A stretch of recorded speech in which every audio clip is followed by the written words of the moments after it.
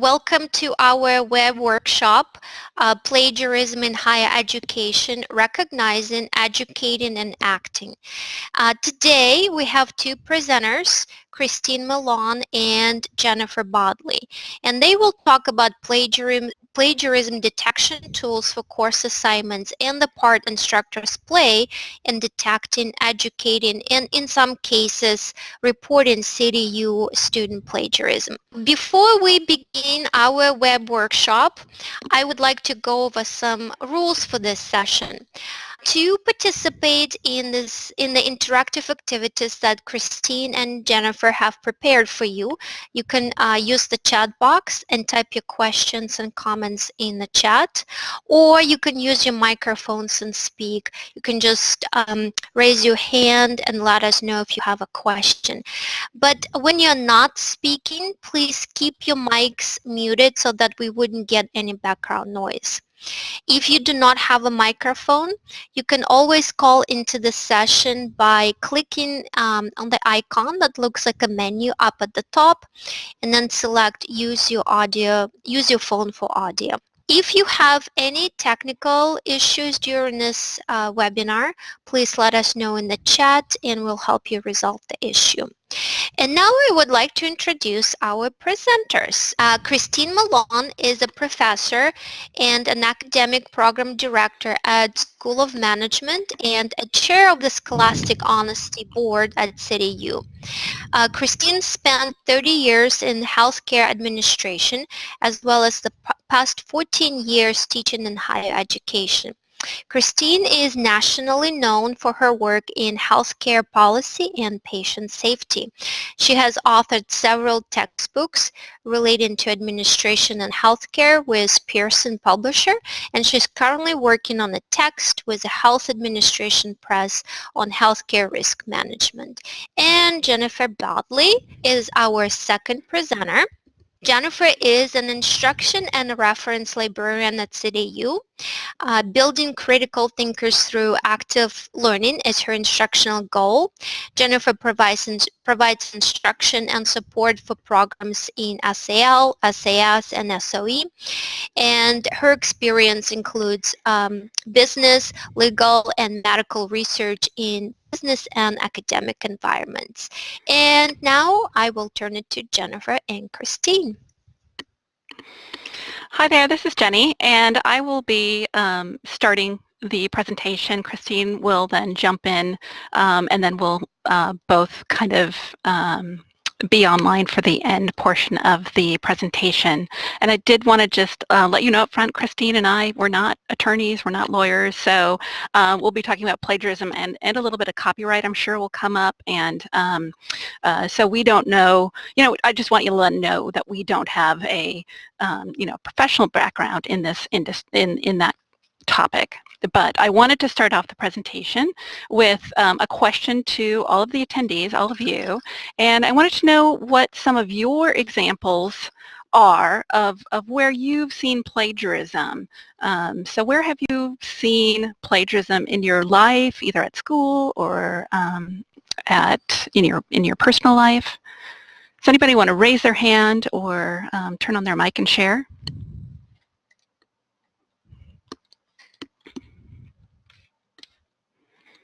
Discussion questions.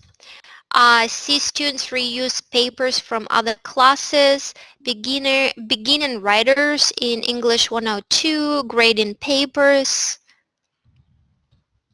blogs and papers. So blogs, yep. Mm-hmm. Now, are these blogs student blogs, or are they blogs that you've read maybe in your personal time and gone, oh, I wonder if that blog writer wrote that?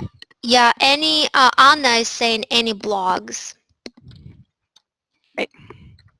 A lot I see in 102 is unintentional. PowerPoints. Yeah, and Anna is also commenting on the blog both student and blog writers. Okay. I'm just recording this here, so that will be on the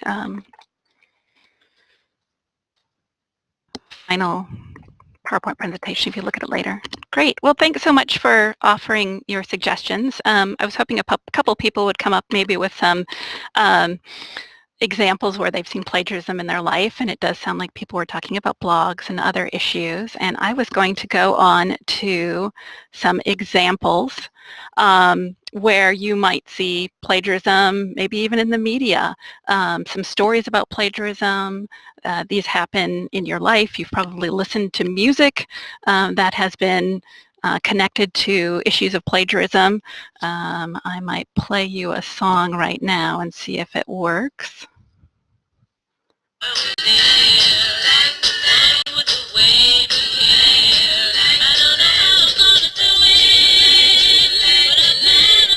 Okay, and I'm going to play you another one. I hope you all could hear that okay.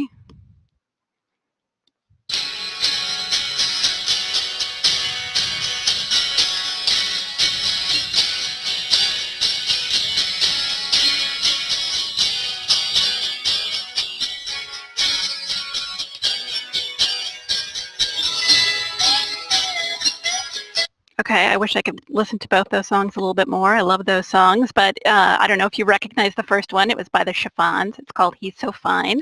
And the second song was George Harrison, My Sweet Lord. And George Harrison was actually determined to have plagiarized the Chiffons song. So that was elevated to a legal issue. Another very recent musical plagiarism case was Robin Thicke and Pharrell Williams.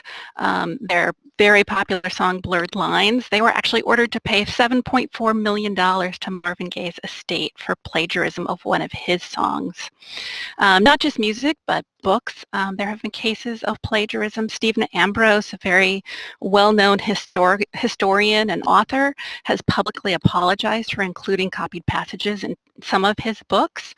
He has subsequently made some corrections to his books, but there are other very prominent authors who have been either accused or have admitted to plagiarism, intentional and unintentional.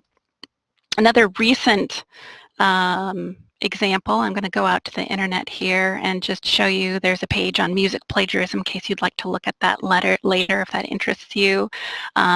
There's also a page on some plagiarism controversies, and the Stephen Ambrose issue is listed on this page. But another recent issue of plagiarism that was in the media not too long ago was the 2020 Tokyo Olympic Games logo. The initial logo created actually was scrapped because that initial logo, as you can see on my screen, looked very similar to somebody else's logo. They then complained about potential plagiarism, and so the 2012 Olympic Committee for Tokyo said, we're going to scrap this and we're going to make a new logo. So those are just some kind of more high-profile issues where plagiarism kind of rose to a level that was that had very kind of serious repercussions. So what is plagiarism? I'm just going to spend a couple minutes talking about CityU's definition of plagiarism because that's really what is important here when we talk to our students. What have we defined as plagiarism, and as a university, what do we accept? What are our expectations? And what do we consider plagiarism? So plagiarism, according to CityU, is presenting another's work as your own, paraphrasing or condensing ideas from another person's work without proper citation, failing to document direct quotations with a proper citation, and failing to properly cite all sources from which data, examples, ideas, words, or theories are found. Now, there are other examples of scholastic honesty that are also plagiarism, and they include submitting work created for another course without prior approval from the instructor. And I know one of you had mentioned that when I asked for examples of plagiarism that you see. Another instance is selling or providing term papers to other students. So I'm selling my own work to somebody else, not just taking somebody else's work.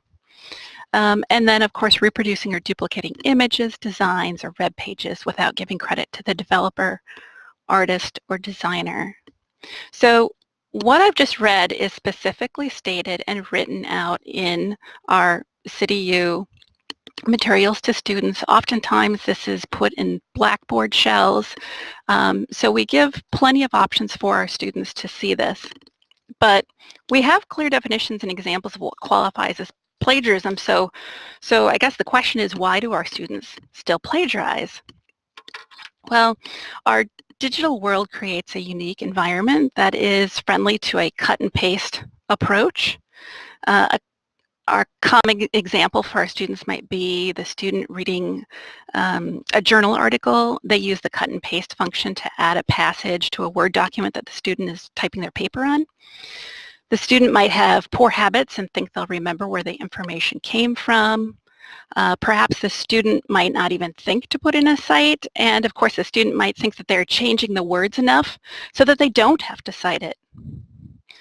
Plagiarism seems really ubiquitous in our digital environment. We just went through some examples, but most examples don't even rise to that level that that I was showing in those examples. So students don't see it as something that's really wrong or something that has consequences. Anna had mentioned, blogs. I'm sure our students see plagiarism where they see two different places where the same thing's written, and there was probably plagiarism in that instance, but because they see it all the time, I don't know that they really understand that that's, ethically not correct to do. Students really don't fully understand the vocabulary and process for citing sources. I often hear from students, they'll say that the Wall Street Journal didn't cite their sources because they don't understand attribution in that form of the media. So if they didn't see a reference list, they think they didn't cite their sources. And they have a really limited, finite understanding of citing sources. They might not understand paraphrasing or summarizing and think that if they change the words enough, they don't need to cite. That's something I said earlier, and I think that's probably something that happens more often than most of us think of. Students might think that they only need to cite with a quote. And that kind of relates to what I just mentioned about changing words. And students might not be sure that citing covers images and other types of information besides text. So they think it's only if you copy words, and they might not understand if you copy an image that also needs to be cited. And finally, students might plagiarize because of different cultural constructs relating to plagiarism. Different cultures have various different customs about how to use texts, how borrowing should happen, and where names should be placed. I will have this in our references list, but I really like this Turn It In page and this WSU page that discuss cultural constructs and plagiarism. So some cultures may expect students to recite, quote, and paraphrase major works without attribution because they expect students to already know these seminal and important works. So therefore, it's kind of a foregone conclusion. Students are really expected to know what's being quoted because it's common knowledge in their area of study. Some students may come from a country that has no or very different legal copyright protections. And again, another kind of cultural construct might be a student who comes from a country where that culture of that country might have a collective view, and it may discourage promoting one person's contributions over another. So they're kind of being kind or, not being rude by pointing somebody out by citing them. And I hear a lot of hands going up, so if anybody needs to ask a question or make a comment, let me know. But now that we've kind of discussed what plagiarism is and why students might plagiarize, Christine is going to take over and talk about the Scholastic Honesty Board and what to do if you find your students having issues with plagiarism. Great. Thanks so much, Jenny. That was really well done. Can everyone hear me okay? Yes. Awesome. Okay, great. So Scholastic Honesty Board here at CityU is made up of several members from across the college. We try to keep people that are from all the different schools, School of Management, School of Education, so on and so forth. So we have representatives that aren't just in one discipline. We do also have representatives on the board that are from the advising office and the registrar's office. We do that so that we can get some input from them on the particular students who do come before the Scholastic Honesty Board. Our positions do rotate, so we are appointed by the provost. Typically our positions on the board are about a year in length. Some people stay longer. It just matters. And Jill, I see your comment about members from Canada, and yes, Jackie Linder is on our board as well. So if you could go to the next slide, we're going to go over, I think I have 3 different examples for you all to look through and tell me if you think these are plagiarism or not. So first one we have is we've got Sarah taking a marketing class. She's having some trouble understanding the concepts, so she asks a friend for help, and this friend has already taken the class, so presumably she's already done this assignment. The friend gives a list of websites for Sarah where she can go to find information on the topic. She finds a very helpful graphic on one of the websites, and she creates her own graphic using the same material. Is that plagiarism?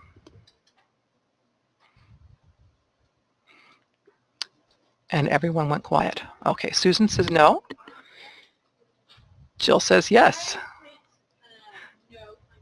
And Gail, the answer is no. She's not referencing anything. She's using the information, but she made her own graphic. So she didn't copy the graphic, but she's using the material from the graphic.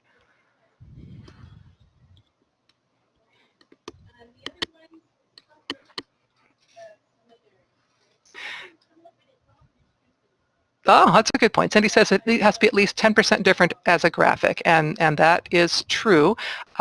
Bottom line on this one, if she's using the exact same material and simply putting it into her own graphic without citing it, it would be considered plagiarism. So if she is redesigning it and putting in her own material, that's different if she's doing a form of paraphrasing. Or, of course, the easiest thing for her to do would be to simply cite where she got the information. Even though she didn't exactly copy it, she has used the material from that particular graphic that she found. Anybody have questions on that one? Okay, let's go to our next one. We've got John. John took a course and he failed it. So he's retaking the class, and he's having to do an assignment that, of course, he's already done in the other class. He got feedback on that assignment the first time he took the class, so he incorporates all that, and he sends that paper into the instructor in the class he's taking now. Is that plagiarism?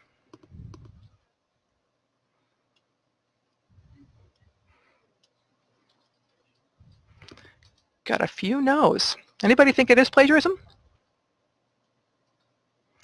Recycling his own work? Yes, that's true. Well, if you remember back to, Jenny was talking about what CityU's definition of plagiarism is and how we define it. It is, you cannot self-plagiarize. You cannot use your own work from a different class or even in the same class without instructor permission. So Anna, yes, you just wrote that permission from the instructor. So if you have a student in your class and they submit something to you that clearly comes up on a safe assign report as being plagiarized from their own work, it's a great time to remind them that you cannot resubmit your own work. And I have had students personally, though, that will ask me, can I reuse some work, or I did this paper in another class, and, some of it is, really good research and so on. That is instructor discretion. But to actually submit something that's plagiarized or copied from another class by the same student is considered plagiarism. Gail's asking, can they cite themselves? Yes. However, the best way to handle this is the student to simply ask their instructor, can I reuse this material? So let's go to our next one. We've got Monica. Monica is an English second language student. She's taken a class in the MBA program. So she's really struggling, and she's starting to realize she's going to fail the class, and she needs to get a good grade or she's not going to pass. So her roommate tells her about a website where she can go and she can pay someone to write her paper. The roommate says it's not plagiarism because the papers are all originals. They're written just for the buyer. So is that plagiarism?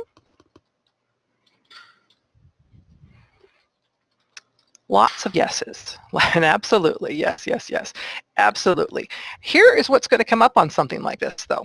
This particular paper may not show up on a safe assign report. If it is actually an original paper written by someone for this particular student, and that student's paying for it, and it's not posted somewhere out there and it's never been used again, this may not show up. So this is one of those issues that can cause a little difficulty. And I have instructors will contact me and say, I can just tell from the writing that the student did not write this paper, but it's not showing up on any particular safe assign report. So we can't prove that it's plagiarism if we can't prove that the student bought this thing.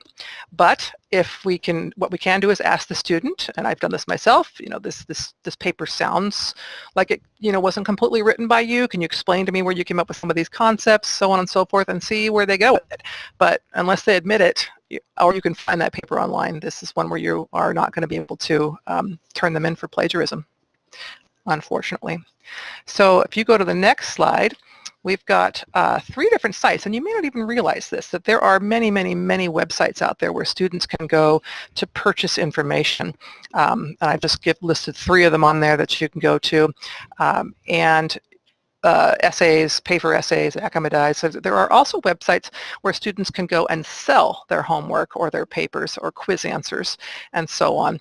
And there are quite a few students that we have had come through where we have been able to find that they have purchased information on these websites. Now, I'm going to go over here in a minute what to do with certain students in certain circumstances or what my recommendations would be, but just in case I forget to say it then, any student who's found to have purchased work online is pretty egregious and not really an educational moment as far as we're considered here. So yes, Jenny's strolling through here. So, and they'll say on a lot of these websites, if you look at them in depth, they have wording on it that says this is not plagiarism. This will not come up on a plagiarism software, so on and so forth.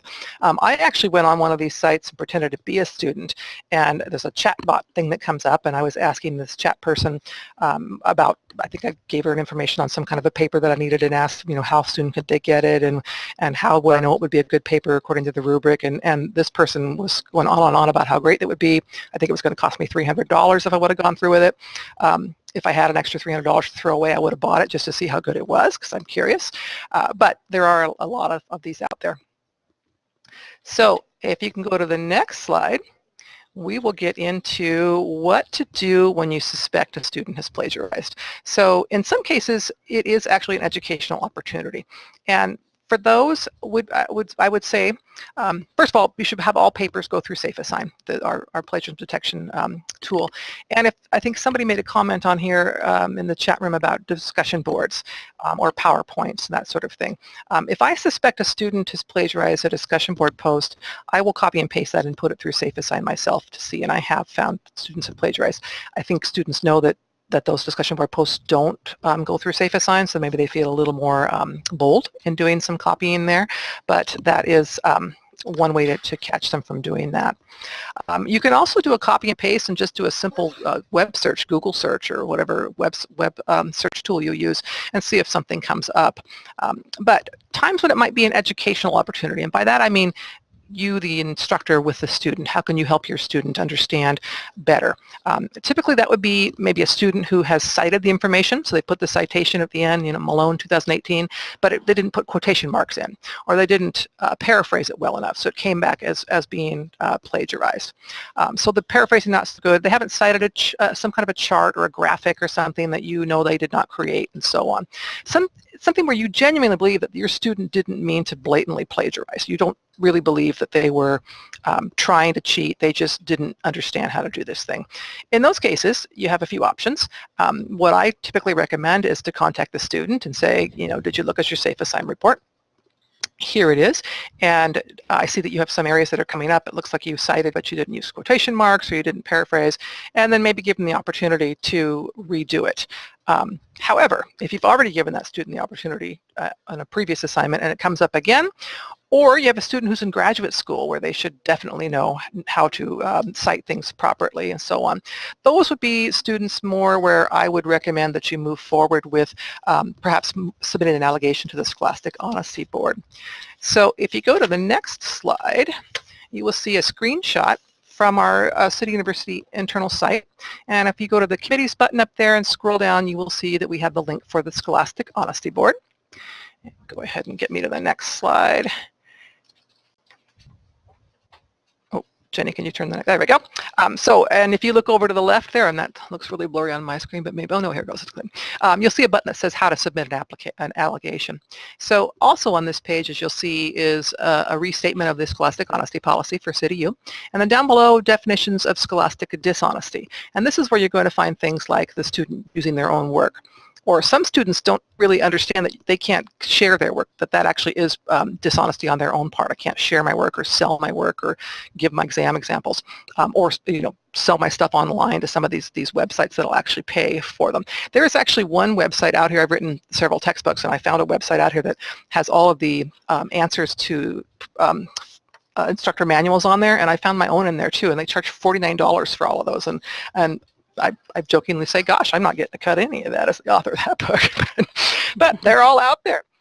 So again, the definitions are in here. If you click on that how to submit a claim button, you will go through all the different directions. So if you go to the next slide, there are some steps for you to follow, and these are all listed on that website, as well as on the Scholastic Honesty Violation form that you're going to see here in a minute. But the first thing you want to do is notify the course manager if that's not you. So you're going to notify the person, you're going to send them a copy of whatever it is that's been plagiarized and ask them what do they recommend. In some cases, they might say, just as I was saying, is this something that's pretty egregious or not? Is this a learning opportunity? In other cases, they may say, submit to the Scholastic Honesty Board. So if that's the case, the Scholastic Honesty Violation form gets filled out. You do not notify the student that you have submitted them to the Scholastic Honesty Board, and the reason for that is because students can drop the class. So if you tell them, I see you plagiarized this paper, I suspect you've plagiarized the paper, sending you to the Scholastic Honesty Board, student may say, well, I'm going to go ahead and drop the class then, so I don't have to deal with this. So you don't notify them when it's filed until you've submitted a K-grade change form to the registrar. Again, that's on the Scholastic Honesty Violation form. The K-grade, it locks them into the class. They cannot drop the class. And they do not have a grade assigned until the instructor changes the grade according to whatever the Scholastic Honesty Board decision was. So if you are submitting them, you want to have any written materials, so the evidence of plagiarism or possible plagiarism, a copy of your syllabus or assignments, any email conversations that might be applicable to that incident. So once you've done the K-grade to the registrar's office, then you're going to notify the student via email. And I'm going to show you here in a minute a template that's also on that Scholastic Honesty Board of an idea of what you might send to the student to let them know. But you're letting them know that you have suspected plagiarism and you've submitted that to the Scholastic Honesty Board. At that point in time, you don't have any more conversations with that student about that assignment. Part of your communication to them in this sample template email I'm going to show you is that you're going to tell them they should continue to participate in the class for all the other assignments and so on, because it doesn't mean necessarily they're going to fail, but it means that they need to continue doing it. But you're not going to discuss it. They're not going to come back and tell you I didn't do it, or try to make excuses, or tell you that somebody in their family died, or whatever else reasons they might have for cheating. So you want to be sure that you do continue with them in the class. There's a copy of the Scholastic Honesty Board allegation form, and you can see it lists all the same steps in there. You're going to list in your assignments and what course percentage it is. The reason why we want that is we want to know up front if they are, if they fail this assignment or something, are they failing the course? How is this going to actually end up? Does it, how is that do it? And then also kind of this. The whole form didn't fit on the page, but you'll see the email address that you send all this documentation to for the Scholastic Honesty Board here at CityU. So if you go to the next slide is my template for an example of an email to send to the student. And again, you could completely revise that to your own wording. It just was my example that you have suspected plagiarism, and that they're going to Scholastic Honesty, that you want them to continue in the class, but you're not going to be discussing it with them, and so on. So that's a sample, but you do need to send that one out. All of that is on that Scholastic Honesty Violation form as a kind of checklist, so that you can see that. So if you go to the next slide, what happens next? You submit a student an allegation to the Scholastic Honesty Board. The Scholastic Honesty Board, our admin will send that student an email, let them know that they have been submitted to the board, and that email is also CC'd to that student's advisor, so the student advisor is advised as well. We do have hearings here at the Seattle campus that take place the third Wednesday of each month. Many members attend in person. We do have some members that attend on the phone, such as our Canadian representative. Students are given the option. They can either come in and attend attend in person and state their case. They can call in via telephone, or some of them might submit something in writing. So it might be, here's my explanation, or whatever it might be. And surprisingly, the vast majority of students don't do any of those three things. They don't appear, call, or ask for anything or send anything in with writing. So our next slide.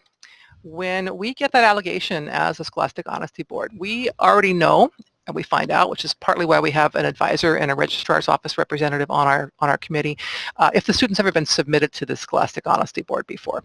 So the reason why we want to know that, obviously, is because do they have a habit of doing this, and you don't know as the instructor that they've already done it in 2 other classes and so on, which is part of how we would determine what to do with the student if it's something like that.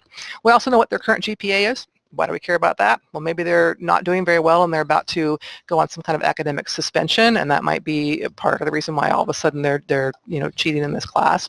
And then where are they in the program? So are they just starting their degree? Are they almost at the end of their degree? So we kind of want to know what's going on with this student right now, and that's information that we have as we start into it. So once, can go to the next slide. Once we have reviewed the case, any of the materials we have, any input from the student, we have some decisions or suggestions we can make for possible actions. So the first one is that the student might be found not guilty of plagiarism. And that might be a situation where perhaps, I can't think of any time when I've ever had someone who was found not guilty. We have stuff somewhere, it's been one of those educational moments and we've said, the student should get a redo on this paper and so on. And a student who's given a redo, the Scholastic Honesty Board can give a time frame for that and say we need it in within the end of the week or whatever it might be, submit it to the instructor who was teaching the class, and we can say that they're going to be given some sort of a penalty off of it. So submit the paper, rewrite it, do a good job, and maybe you get 20% off, whatever that might be. If it's really bad, we're going to say 0 for the assignment, and again, that might cause the student to fail the class in some cases. In some cases, if it's very bad, so we had a student not terribly long ago who had plagiarized several. I think the instructor went back and had copied and pasted all of her discussion board posts in plagiarism software, and she'd plagiarized every single one of them for a 10-week course. So when that was found out, that's the type of student where it's like, okay, clearly it wasn't a mistake. It was bad. So the student might be given a 0 for a course for that one. In a very, very strong situation, let's say the student has already been to the SHB several times, they failed several courses, and they're purchasing or selling papers or something just really bad like that, they can be expelled from the university. That would be a provost decision. So the students will get an email, as will the instructor, course manager, and the advisor from the Scholastic Honesty Board that says, this is what we've found. What are they supposed to do, or what are we going to do? The student will be told in that email that they have the right to appeal, and they can send that appeal to the provost. And right now we do not have a provost, so Mary Mara, our library director, is filling in for that position, but typically it goes to the provost, and the provost will typically come to me or whoever's the chair of the Scholastic Honesty Board and ask, can I get some more information, what's up with this student and so on. In some cases, when there's a student that we have a suspicion they might want to appeal. Maybe they didn't quite get the sense that they did anything wrong, for example, as we will sometimes give a heads up to the provost and say, this student, here's what's coming. I'm pretty sure you're going to hear from him or her. Just be aware of what the background is. So when the instructor gets that email from the SHB, they're known what to do. Usually we try to get those out the very same day that we've met, and we let the instructor know, are you supposed to grade the assignment? Are you giving them a 0 for the assignment? And from that email, the instructor follows all those directions, and then if the course is already over, submits a grade change form for the actual grade they earned. If the course is not over, you leave that K grade in place until the course is over so that you can calculate the grade at that point in time. So does anybody have any questions on that? So I'm going to look over here and read your notes. Okay, so Garen brings up a good point. Safe assign and turn it in. And yes, we have had times where one of the two of those picks something up and the other one doesn't. We just recently had a case, though, from the SHB where a student's safe assign report came back not showing plagiarized. Turned it in, showed up by that. I think it was almost half of it or so on was plagiarized. In that case, what we would want to have the instructor do is let the student know that they ran it through both Turnitin and Safe Assign, so the student isn't blindsided with not seeing the Turnitin report. So if you do use both, and sometimes I have done both, it just makes sure the student sees that copy, that they don't go with, well, my safe assigned report says this, and you're saying, well, yeah, but it's more than that because it's a different one. So be aware of that. Cindy's asked if she had a student copy and paste another student's discussion post within the same class and use it as an educational opportunity. Is that appropriate? I would say I've done that myself with students. To me, it depends on how bad is it. Did they, literally copy and paste the whole thing? Did they not really paraphrase it? And yeah, if they're a grad student, no way. But if they're an undergrad student, you can use it as an educational opportunity. It completely is up to you as how you want to do that. And then Susan, you're asking, what point do we not work with them and file a report? Did I answer that question with my review of how you go through the process? So if you have a student where you are fairly sure they've plagiarized and you don't feel this is a learning opportunity, you go through all those SHB steps for that part of it. And let's see what else. I don't see any other ones. So I am going to go to the next slide for Jenny to tell you about how we can help our students, and then I will come back online for questions here in a minute. Thanks, Christine. I really like those real-world examples that you gave that you've recently done. I think that's really helpful for all of us to then apply into our own instructional practice. So kind of going beyond sending them to the Scholastic Honesty Board, or maybe before you even get to students who are plagiarizing, what can we do to help our students? What are some teaching moments we can take previous to them engaging in intentional or unintentional plagiarism? And the first thing you should do is just discuss plagiarism in class. Again, it's kind of written in our student handbook. It's in the Blackboard shells, but just make sure that that's kind of a front and center thing that you're talking about, particularly if you're in classes where you know you're having first-time students, so English 101 and 102 or other courses that would be associated with the beginning of somebody's program that they're taking. So definitely have that discussion in class and throughout the program. You might not think about it, but discuss proper note-taking. One of the examples I gave earlier was a student maybe taking a passage from an article and then adding it to the paper that they're writing. And so really discuss the practicalities of proper note-taking. If you're reading a journal and you want to use something, make sure you're telling your students that they need to make sure to take that cite with them from the journal to the document they're working on. And of course, different people take different, have a different process for taking notes. So discuss different processes. Discuss what you do, discuss what a colleague does, give them a couple options, but make sure that they understand that they need to be doing this from the get-go.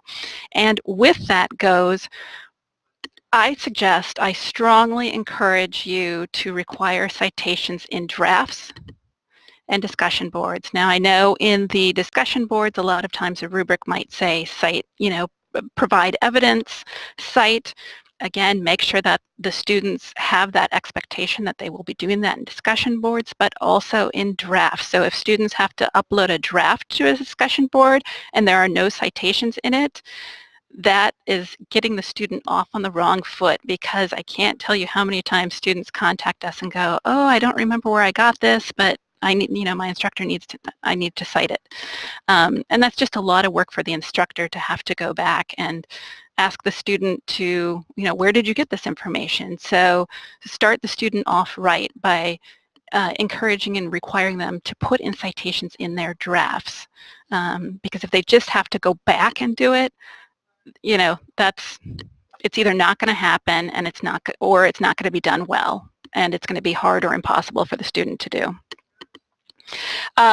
Refer students to the OWL or our library APA style guide, and the OWL Purdue, hopefully most of you are familiar with it, has an excellent online APA style section. It's the online writing lab, and our library APA style guide also has information about how you might format references and in-text citations for some really common types of resources our students use. There's also an APA template that the students can then download and put their paper in so that the APA style formatting is all correct, and that of course has some in-text citation examples, and at the end it includes a reference list. So if your student is using that as a template, hopefully they're being coached by using this template to include these very important things for attribution.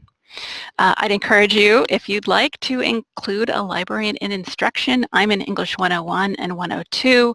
We have librarians in other courses where we can discuss not only APA, but proper use of sources. We can talk about synthesis and analysis where you're using 2 or more sources. And then, of course, there's just other kinds of information literacy instruction we can do that would encourage students to have better research skills, which includes understanding and using APA style. And kind of as if the level of the students' work is bothering you, particularly with APA style or anything else, you might look into referring to a writing tutor. So we do have a program that some instructors can nominate their students to use. I know it's very limited. Anna could probably speak more about that later. We also have Smart Thinking, and I know some of our students use Smart Thinking, and when our students contact Smart Thinking, it's really important for our students to have specific questions when they go to Smart Thinking. I'm afraid that students might send their paper to Smart Thinking and say, hey, can you proofread this for us? And what you really want to do is if you send something to Smart Thinking, the student needs to be very specific, say, oh, I want you to check my APA, or I want you to make sure that my introduction is neutral, or I want you to help me with transitions between these paragraphs, or is my conclusion strong? So you want the students to specifically ask Smart Thinking to look at something very specifically. Otherwise, Smart Thinking might come back with something that's really not what the student wanted, and then they've wasted their 10 free hours. Okay, we are about out of time. Yeah. So anybody have any questions? What I'd like to do is offer to have you email me if you have any questions that you want me to specifically address. My email address is my name, Christine Malone @CityU.edu. I'd be happy to answer that. Another thing that I probably should have put in here is along those same lines, if you have a question about a student, and you can obviously contact the course manager if that's not you, but you could also contact me. I'd be more than happy to discuss it with you as well. Oh, Susan's made a really good point that I do want to bring up. She says that she has students who tell her that no other professor makes her cite their sources, and that's one of my favorites. I like to point students to the Scholastic Honesty page and say, well, I'm sorry that that's been the case, but this is what our Scholastic Honesty policy is, and this is what you need to do. So if they haven't gotten it, especially in graduate school, if they haven't gotten it by then, they need to learn it pretty quick.